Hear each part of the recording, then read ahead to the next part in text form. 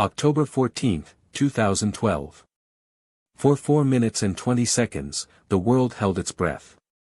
Suspended at the edge of space, a single man prepared to leap into the void, a fall that promised to break not just records, but the sound barrier itself, using only the human body. This is the story of Felix Baumgartner and the Red Bull Stratos mission, the jump that redefined the limits of human possibility. The goal was simple, yet terrifyingly complex: to ascend higher than any human had ever traveled in a balloon, and then attempt a supersonic freefall. The altitude target, 128,000 feet, 24 miles above the Earth. At this height, the atmosphere is negligible, it's a near vacuum. The temperature drops to -90 degrees Fahrenheit. The jump was designed not just for spectacle, but to test if a human could control a dive through the sound barrier and survive the violent transition.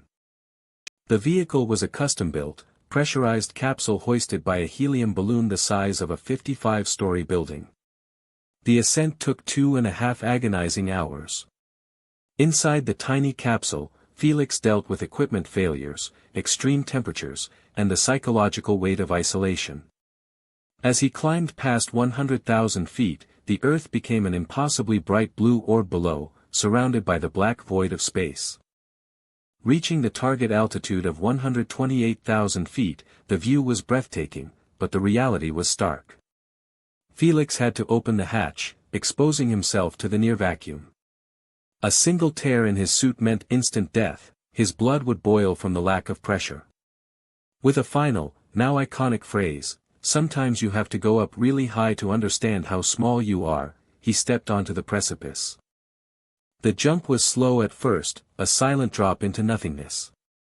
But gravity quickly took over. Within seconds, Felix was hurtling toward Earth, accelerating faster than any free-falling human had before. The critical danger was loss of control. If he entered a flat spin, the centrifugal forces could cause a blackout or even irreparable damage to his brain, requiring the immediate deployment of a risky stabilizing chute. At 34 seconds, it happened. Felix broke Mach 1. Traveling at an astounding 843.6 miles per hour, he became the first person to break the sound barrier outside of a vehicle. For a brief moment, a human being was supersonic. The atmosphere thickened dramatically around 90,000 feet, providing the necessary drag to slow his descent, but also subjecting him to intense, jarring pressure. As he dropped below 20,000 feet, the danger of spinning was past. He was finally breathing dense, breathable air. At 9,000 feet, 4 minutes and 19 seconds after stepping off the platform, Felix pulled his parachute cord. The rapid deceleration was immediate. The freefall phase was over. All that remained was a gentle drift back to the New Mexico desert floor. The landing was soft, safe, and triumphant. Felix Baumgartner had not only survived the leap but had set 3 monumental records: highest manned balloon flight, highest freefall, and the first human to break the speed of sound without mechanical assistance. The mission proved invaluable data on the effects of high-altitude bailouts, improving safety protocols for pilots and future space travelers. The jump was more than a stunt, it was a profound act of exploration, pushing the boundary between sky and space. It reminds us that even when confronted with a vacuum, extreme cold, and the terrifying promise of supersonic speed, the human drive to explore remains an unstoppable force.